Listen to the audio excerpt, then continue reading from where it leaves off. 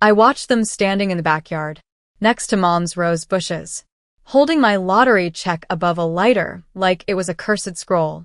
Dad struck the flame. Mom's voice rang out, syrupy and smug. "If you don't share with your sister, you don't deserve a single cent." And then they lit it.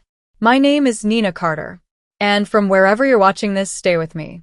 Have you ever watched the people who raised you burn your blessing just to make sure it didn't shine without them? They stood there, watching the flames curl around the edges. The numbers $2, 500, 000, turning to ash. Mom looked at me like she'd won. Dad folded his arms like he'd taught me a lesson. And I burst out laughing. Tears streamed down my face. Not from sorrow, from relief.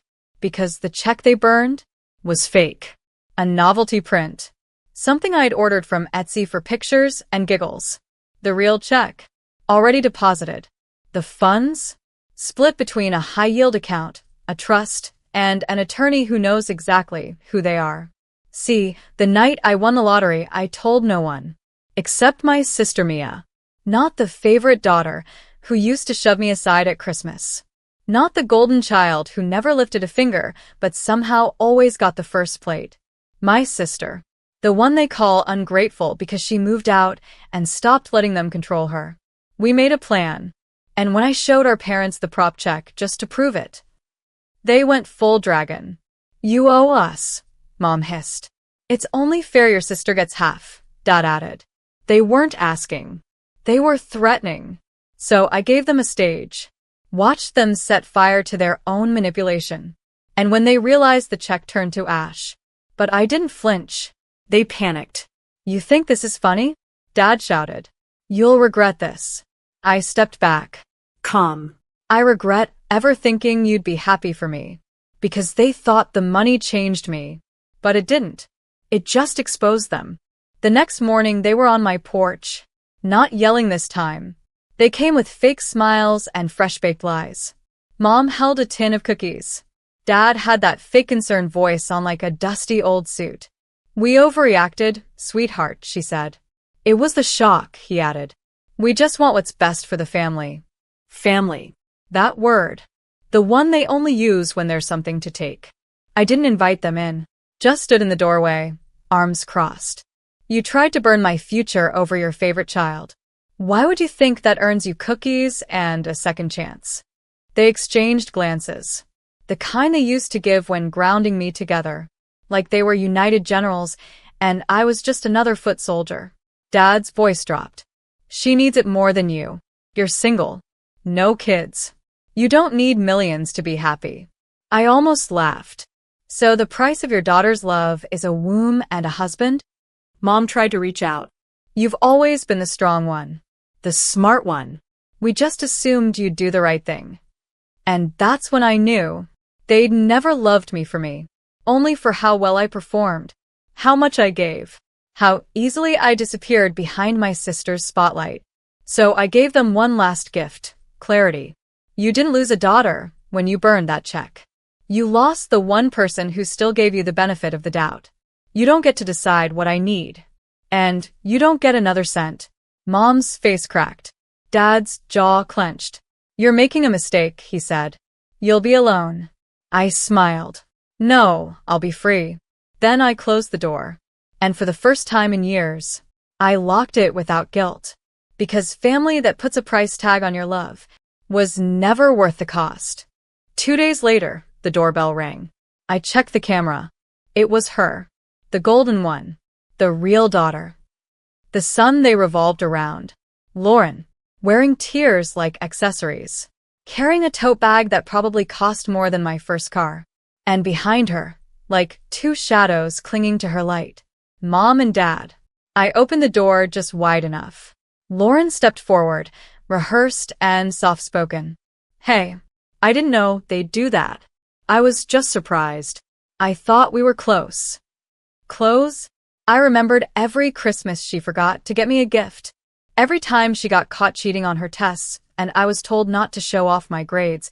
Every moment I was told to understand that she just needed more. "You didn't know they'd burn my check?" I asked. Her eyes flickered.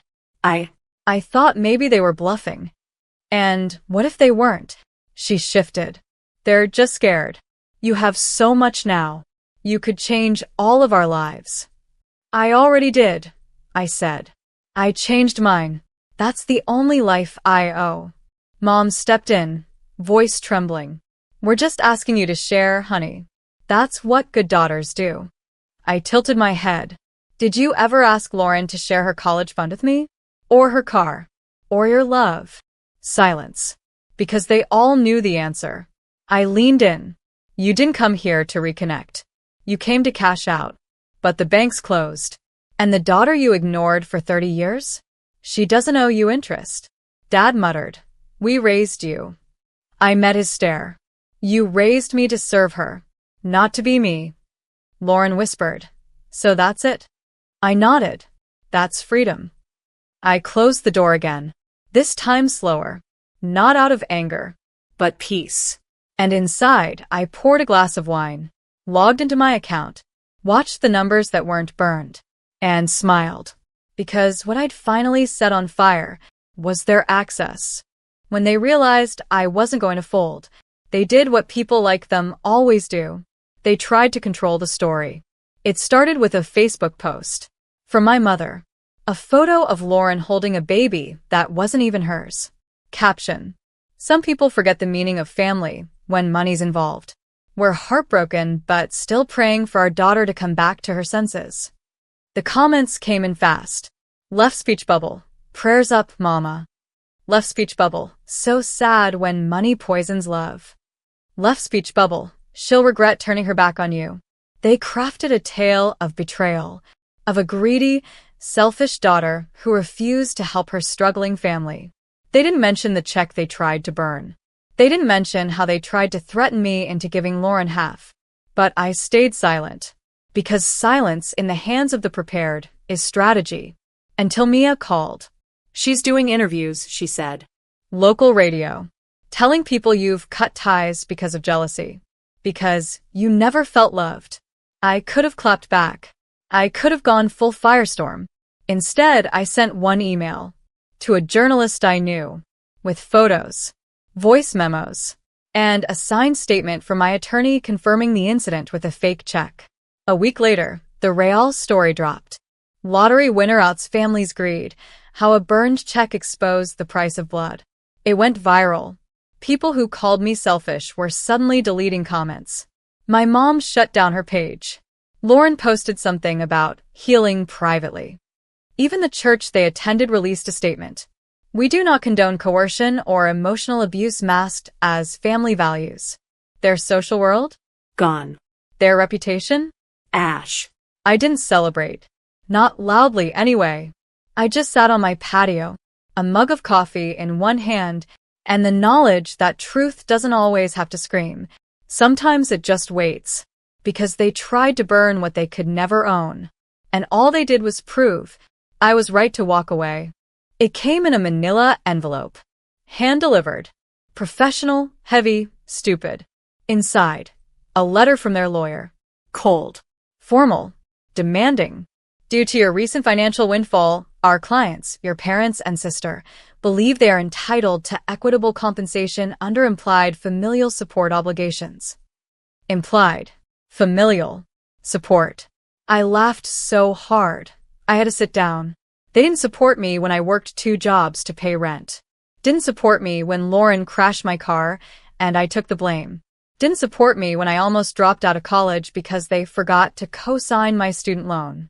Now, they wanted legal compensation. For the bare minimum they never even gave? I handed the letter to my attorney, Angela. She smiled, crisp and calm.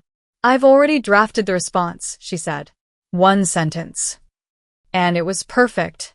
There exists no legal, moral, or financial obligation between my client and individuals who attempted to destroy her personal property and manipulate her autonomy through coercion and fraud. Angela mailed it, certified. Then we both raised glasses of ginger ale and toasted to boundaries in bold print. They tried to call after that. Blocked. Tried to show up. Security footage caught them at the gate. But you can't scream your way into someone's peace. Not when they've built walls with every betrayal you handed them. The part that burned them most? I didn't fight with fire. I fought with facts. Paper. Policy. Distance. They tried to own my story. So, I wrote a new one. And the ink dried on something they'll never get to erase. I don't owe you anything. Not love. Not money. Not memory. And while they tried to rewrite the rules, I rewrote my life. It was Lauren who cracked first. Of course it was. She posted a selfie, crying in a car, mascara running like a confession. Caption: I just wanted my sister to love me again. This isn't about money. This is about family falling apart. A guilt grenade wrapped in faux vulnerability. The comments were split. Left speech bubble: you deserve forgiveness. Left speech bubble: but you burned her check. Left speech bubble: you literally tried to take half. Sit down. Even pity can't survive the truth for long. But the one that hit me? From someone I didn't know. Left speech bubble: the real ones never need to go online to prove their heart. They just heal and do better. I put down my phone, stared out my window, and I realized this wasn't war anymore. It was weather. They were trying to storm their way back in. I just had to stay dry. Later that week, Mia sent me a screenshot. A GoFundMe, created by my parents. Title: Help us recover from family betrayal. Goal: $50,000. They wrote, we supported our daughter her whole life. Now she's rich and heartless. We just want a chance to rebuild. Rebuild what? The narrative? The control? Their access? It raised $311. Half of that from someone named Aunt Judy, who once called me a mistake they shouldn't have kept. I didn't flinch. I didn't comment. I didn't even send it to my lawyer. Because some battles are already won when you've healed too far to be baited. Instead, I forwarded it to my financial planner. Subject line: Reminder. Increase donation to the women's shelter this quarter. Because if anyone was getting a piece of this blessing, it was going to be women like me. The discarded. The underestimated. The ones who learned the difference between obligation and ownership. They broke themselves trying to break me. And all I had to do was walk away and mean it. It was a legal form, just one page. A signature at the bottom. But it meant everything. I wasn't just cutting ties emotionally. I was erasing their stamp from my identity. I changed my last name. Not for marriage. Not for aesthetics. But because carrying theirs felt like dragging chains I never agreed to wear. I chose Reed. Simple. Clean. The name of my great-grandmother. The only woman in our family who ever stood up for herself. And paid the price in silence. But I wouldn't be silent. Not anymore. The name change hearing was fast. The judge barely glanced up. But when he said, from this day forward, you shall be known as Nina Reed, it echoed through me like thunder. That same afternoon, I updated everything. Bank accounts, business licenses, property deeds. The last thing I changed? My emergency contact. No longer Mom. Now it's Mia. Because blood didn't show up for me. But she did. Every time. I sent Mia a photo of my new ID. She replied, speech balloon, it looks good on you. Free fits your face. That weekend, I held a dinner. Just 10 people. All chosen. None inherited. We laughed so hard we cried. A different kind of family. One built, not born. Someone clinked their glass and said, to Nina Reed, who broke the chain and walked out holding her own damn key. I stood up and said only this. I am not their lesson. I am my own legacy. The next day, they tried to call again. Blocked number. Voicemail. We heard what you did. You're not even one of us anymore. I smiled. Deleted it. Because finally, they were right. The final act wasn't dramatic. No cameras. No confrontations. Just me, standing outside a courthouse with a check in hand, made out to a scholarship fund for first-gen college girls with broken beginnings and impossible dreams. I donated $250,000 under my new name, Nina Reed, not to prove anything, but to plant seeds where fire once lived. Because if they were going to try to burn my future, then I was going to water someone else's. A week later, the foundation sent me thank you letters. Typed. Printed.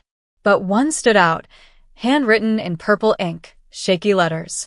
I thought no one like me would ever get a chance. Now I can breathe.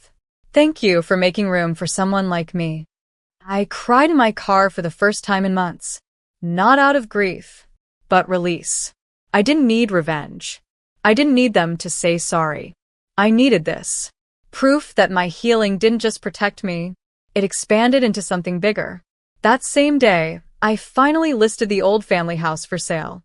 The one I'd quietly inherited after years of unpaid taxes and ignored paperwork. They had no idea I owned it, but I did. I paid it off behind the scenes, and now I sold it. Clean. Fast. Gone. The last memory of them, emptied with a signature. I didn't tell them, didn't warn. They found out through a foreclosure notice taped to the front porch. Mia texted me a photo of it. Underneath, she wrote, "Speech balloon, poetic, huh?" But I didn't need poetry anymore. Just peace. I took the last sip of my coffee that night, stepped onto my balcony, and whispered to the wind, "I don't hate you. I just outgrew the box you tried to lock me in. You burned a check. I built a life." And that's the part they'll never understand. I didn't win because of the money. I won because I never went back. For as long as I can remember, I believed home was sacred. And for me, that place was a 2-story house at the edge of town, where the wind always smelled like blooming jasmine in the spring. My name is Nicole, and I used to think that if I was kind enough, quiet enough, helpful enough, maybe I could earn love that didn't feel like a performance. Growing up, I was the daughter who followed the rules. I did the dishes without being asked. I stayed home when my sister went out partying. I got straight A's, not because anyone demanded it, but because I thought maybe, just maybe, that would make them proud. My mom used to say, "Nicole's our sensible one." My dad would just nod. They never really saw me, but I didn't know that back then. I was too busy trying to deserve their attention. That house, our house, was where I made breakfast every Sunday, where I decorated for birthdays they sometimes forgot were mine, where I sat in the living room alone, watching family movies while they went out for quick dinners that turned into late nights with my sister and her boyfriend. But I never complained. I convinced myself that love meant patience and loyalty was louder than words. I wanted so badly to be enough for them, even if I had to earn it every single day. So when my parents casually said, "This is your home too, always," I believed them. I believed them when they handed me keys and smiled. When they needed help with bills, and I quietly offered to cover some. When they said we're family, I trusted that meant me too. But what I didn't realize then was that love without effort is a fragile thing. And the cracks had been forming for years, subtle, quiet fractures in the way my name was an afterthought, the way my space was borrowed, not truly mine. I held onto that house like it was the anchor to our bond, until one day, without warning, the warmth faded. The words they spoke next would shatter everything I thought I knew about family. And that house, it didn't feel like home anymore. It was a Tuesday afternoon, quiet, ordinary, almost forgettable. I had just come home from work, balancing groceries in one hand and my phone in the other. I walked in like I always did, like it was still my place, still my home. But the moment I stepped inside, something felt different. My mom was sitting at the kitchen counter with her arms crossed, and my dad stood behind her, unreadable. My sister was nowhere in sight. There was no small talk, no smile, just silence thick enough to suffocate. Then my mom looked up and said it, just like that.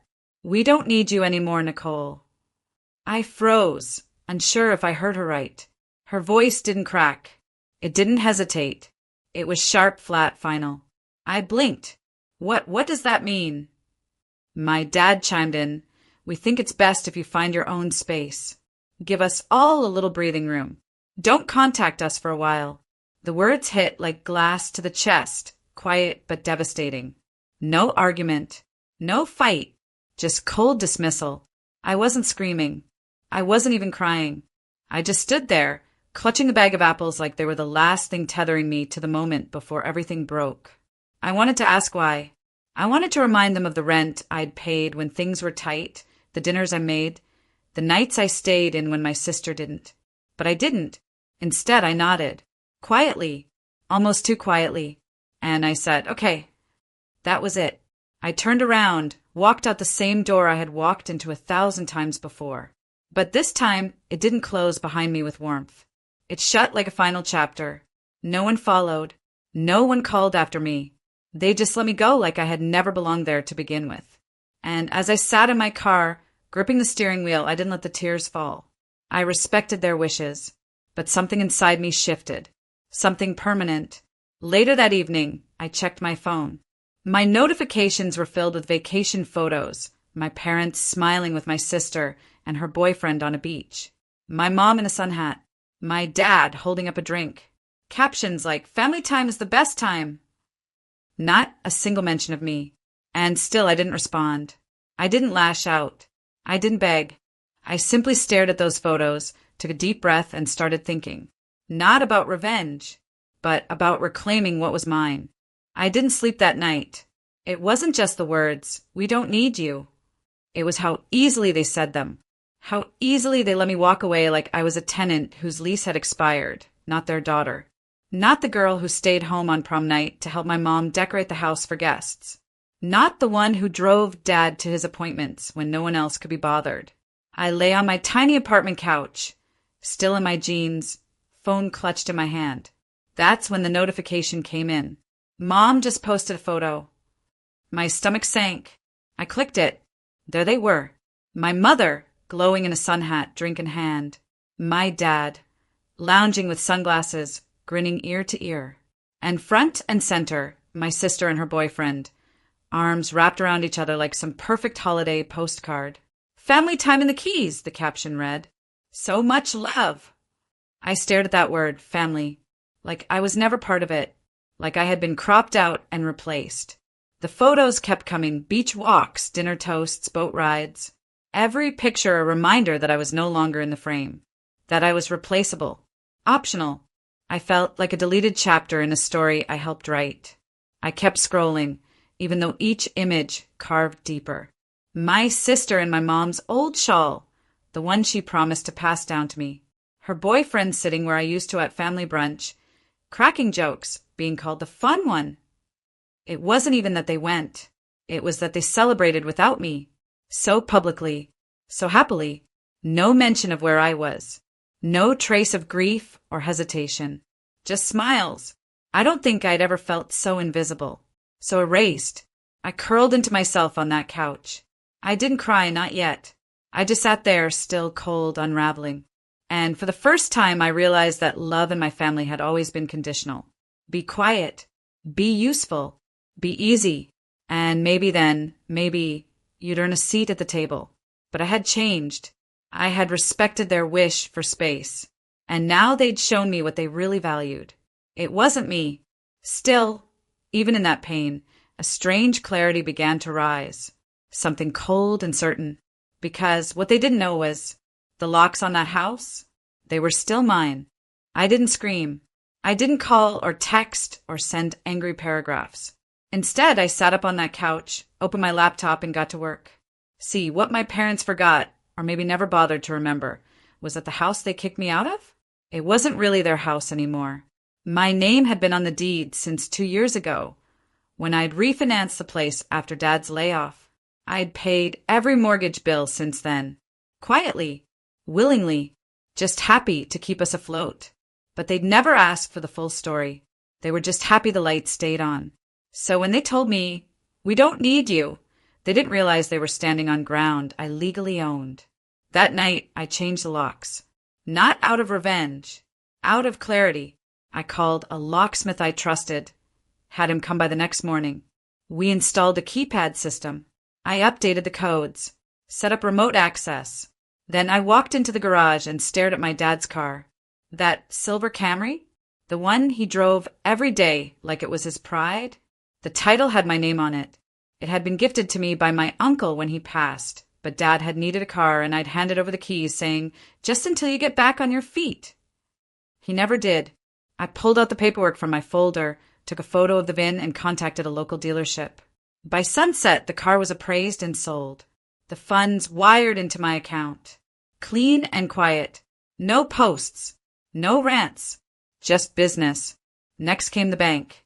I had co-signed for their credit card back when my mom had back surgery and they couldn't get approved a loan. My signature had opened that door, and now I was ready to shut it. I didn't cancel it outright. That would raise flags. I froze it, just like that. Transactions? Declined. Access? Denied. It felt calm. Not vindictive. Not dramatic. It felt like I was finally stepping into the truth. For years, I had played the good daughter role, always giving, never asking. They called it love, but it was dependence in disguise. The moment I wasn't useful, I became disposable. Now, I wasn't trying to hurt anyone. I was just done being hurt. Done being a background character in my own story. So I stood in the hallway of that house, my house, and looked around. The quiet felt different now. Not lonely. Not sad. It felt powerful. Because the next time they came home, the locks would be new. And the rules would be mine. The front porch light clicked on as the car pulled into the driveway, or what used to be their car. Now there was just an empty space where it once stood. Nicole watched from the upstairs window, arms folded tightly across her chest, silent and composed. Laughter floated out from the driveway.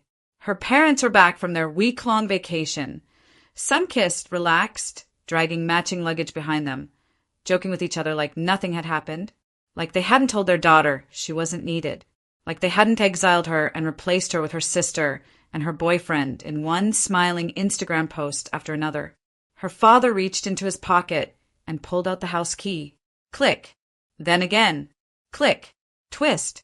Nothing. A pause. He tried again, slower this time, jiggling the key, confusion wrinkling his brow. Did it jam? He muttered. Her mother stepped forward.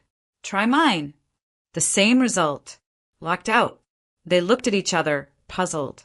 Still not worried, not yet. Not until they looked around and finally noticed. The blinds were drawn. The car was gone. The porch flower pots Nicole had planted were missing. The doormat was new. Cold realization began to seep into their sun-warmed skin. This isn't right, her mom whispered. They knocked. First politely, then harder. Nicole! Her mom called through the door, voice rising, wrapping it in forced sweetness. Honey, open up. Let's not be dramatic. No response. Her dad reached for his phone, dialed, and froze mid-call. Declined. He stared at the screen. Tried again. Call failed, it read. They exchanged a look. Her mom pulled out her card from her purse and walked to the corner coffee shop.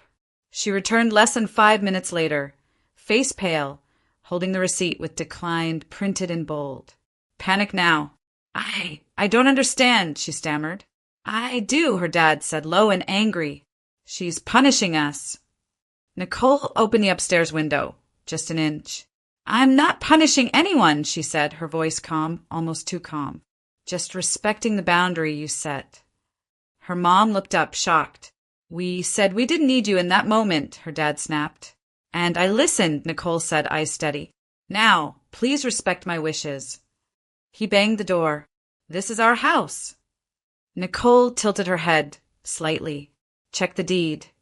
He faltered. She didn't slam the window. She closed it quietly. The porch light clicked off. They stood there in the dark, vacation smiles long gone, replaced by something they hadn't felt in years. Powerlessness. Nicole didn't feel joy. This wasn't revenge. It was a line in the sand. They crossed it first. She just decided not to pretend anymore. The silence in the house grew louder as Nicole leaned back against the window, watching her parents struggle at the door. She felt the weight of their absence, not just from the house, but from her life. Their presence had always been a looming shadow, casting doubt on her self-worth, making her question if she was ever enough. But tonight, the weight was different. This time, it wasn't just about her. It was about them, their choices, their blind spots, their relentless favoritism. She closed her eyes, the memories flooding back like a tidal wave. Growing up, it was always clear that her sister, Emma, was the golden child, the firstborn, the one who could do no wrong. Their house had always felt like Emma's stage, and Nicole was merely a shadow in the wings. Every parent-teacher conference, every family gathering, it was Emma who got the praise. Emma's grades were perfect. Emma's personality was magnetic. Emma was always fun, always outgoing, always the center of attention. And Nicole? She was the quiet one, the boring one, the overthinker. Whenever Nicole did something right, there was always an unspoken, but, "You could be more like Emma, you know," her dad would say after she aced a test, his voice laced with a smile that never quite reached his eyes. Or her mom, after a family dinner, would casually mention how much easier Emma was to deal with, how much more charming she was. The moments had been so small, barely noticeable at first, but they accumulated. They became the background noise of Nicole's life. Overlooked, underappreciated, always compared to someone who felt like the perfect version of what her parents wanted. And then came the vacations, Emma's perfect boyfriends, Emma's flawless trips, Emma's sparkling life. Nicole was just the observer, the one who tagged along as the afterthought. Every picture posted on social media, every family moment, seemed to have Emma as the star, with Nicole lingering somewhere on the edge. This latest betrayal wasn't something new. It was just louder. It had cut deeper, because this time it wasn't just about being second best in her parents' eyes. It was about being invisible. It was about being replaced. "I wasn't enough," she whispered to herself. She had tried so hard to earn their approval, to fit into the mold they had set. But in the end, it wasn't enough. And now, as she stood on the other side of the door, locked out of their world, she realized something. She wasn't just second best. She was done trying to fit their expectations. Nicole stared at the door, her hand resting on the new lock she had installed earlier. It wasn't petty what she was doing. It wasn't some act of revenge to make her parents suffer. It was a way to finally, after years of trying to be the good daughter, take back the power they had stripped from her. She wasn't asking for their love anymore. She was honoring herself. Her fingers brushed over the car keys she had sold a few days ago, feeling the cold metal, like a symbol of everything she'd given up for their approval. Her car, her name, her worth. She had let them dictate her entire life up to this point. No more. The first thing she did after they kicked her out? She contacted the landlord, making sure the house was legally transferred to her name. It wasn't just the locks she changed. She had carefully, strategically taken back what was always hers. The house was in her name now, her parents none the wiser. As for the car, she'd sold it quietly, moving the money into her own account. They didn't deserve it. She didn't need the financial burden or the memories tied to it anymore. She didn't just want to protect herself from them. She wanted to be independent, truly independent for the first time in her life. But more than that, she wanted to make sure they understood one thing. She wasn't a backup. She wasn't a placeholder. She wasn't someone to be discarded when they felt like it. So, when they left for their vacation, basking in their joy, thinking everything was fine, Nicole took control. She made those legal calls, filed the paperwork, and had every detail squared away, quietly and efficiently. It felt strange, the way it seemed so simple after years of being emotionally bogged down by them, as if taking action was the only thing that had ever truly made sense. There was no fight, no yelling, no begging them to see her as more than a second option. Instead, she had built something for herself. And that felt powerful. She didn't need them to validate her decisions. She didn't need to argue or prove her worth anymore. That was the moment everything changed, the moment she realized she didn't just survive them. She could outlive them. She could thrive without them. No more pretending. No more begging for crumbs of affection. No more sacrificing her happiness for their approval. She wasn't a child who needed permission. She wasn't the outcast or the invisible daughter anymore. She was free. Standing there in her house, Nicole felt something she hadn't in years. Peace. Real peace. The kind you can only get when you stop looking over your shoulder for approval and start living your life on your terms.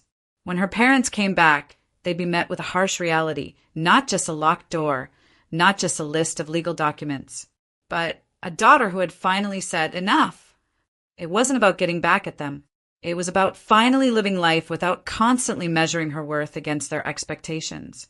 For once, she wasn't chasing after love that was given conditionally. She was giving herself what they couldn't. The calls started coming in the moment they realized what was happening. It was a flurry of missed calls, frantic text messages, and voicemail after voicemail. At first, Nicole didn't even bother to check them. She knew what they'd say. She already knew what they would feel. Her phone buzzed again. A message from her mother. Where are you? What have you done? We're stuck outside. We need your help. But Nicole didn't rush to respond. She didn't feel the urgency they had. She didn't feel the obligation to soothe their panic. Instead, she sat back on the couch, her hands resting in her lap, calm and composed. A small smile tugged at the corner of her lips. She hadn't felt this much control in years. They never thought this day would come, did they? The daughter they dismissed, the one they casually kicked to the curb, the one they replaced so easily, she was the one who held the keys now. The phone buzzed again, this time with a text from her father. We need to talk. You can't just do this to your family. We need a resolution. She could hear the tone in his message, the frustration, the pleading. The man who had told her she was worthless all those years ago, the one who had barely glanced at her when she needed him, was now begging. Begging for the very thing they had denied her for so long, attention, respect, a place at the table. She read the message, feeling a tightness in her chest, but it wasn't anger that filled her. It wasn't the rage she had anticipated feeling. Instead, there was only quiet satisfaction, a sense of peace, because for once, she wasn't the one chasing their love. She decided to call back. When her mother picked up, her voice was frantic, panic-lacing every word. Nicole, why are you doing this? Please just let us in. We don't know what happened. We don't know where our things are. You need to fix this. Nicole let the silence sit for a moment, listening to the words, feeling the weight of the desperation in her mother's voice. She hadn't heard that tone in so long, not since she was a little girl, asking for validation, begging for attention. But now, she wasn't the one begging anymore. Got it, she said, her voice steady and unhurried. No anger, no bitterness, just calm finality. Her mother's voice trembled. What do you mean, got it? We need to fix this. We need you to fix this. I've already fixed everything, Nicole replied, her tone soft but firm. I've given myself what I deserve. And now it's time you did the same. She hung up before they could respond, her heart strangely light. She wasn't angry anymore. She was done. They had made their choices, and now she had made hers. Later, the phone kept ringing, but Nicole didn't pick up. She didn't need to listen to their excuses anymore. Their panic was their problem, not hers. As the days passed, they tried reaching out, calling her every name in the book, blaming her for ruining the family. But none of it mattered. They had kicked her out, treated her like an afterthought. But now, the girl they thought they could discard became the one thing they never saw coming. Their source of control, their source of comfort, the one they never thought would stand up for herself, had finally become the one who held all the power. And in that power, she found freedom.